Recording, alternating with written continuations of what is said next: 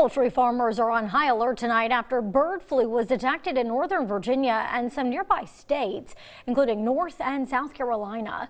WFXR News' Amanda Lee has been learning more about what this means for us here locally. She joins us in studio. Amanda, do farmers anticipate a price increase for things like eggs and chicken?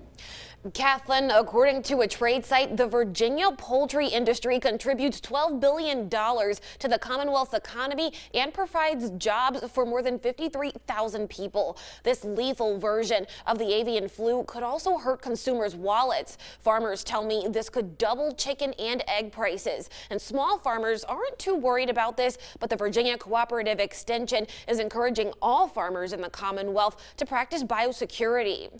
They say this virus is carried by migratory birds, but it can also spread to others. So they encourage anyone with birds, whether it's 1 or 100, to keep them inside as much as possible. Now, I did talk with a farm owner who does have about 100 birds, and she says it takes 28 to 30 weeks to grow birds from being chicks. So if they do get sick, farmers who depend on selling them could be in trouble. You've lost your entire flock.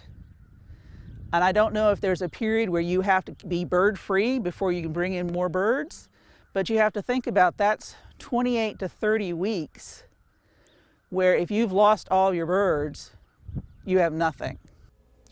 Now, to avoid this, the VA Cooperative Extension also recommends not allowing your birds to access ponds and wetlands, also using designated equipment and clothing when handling them.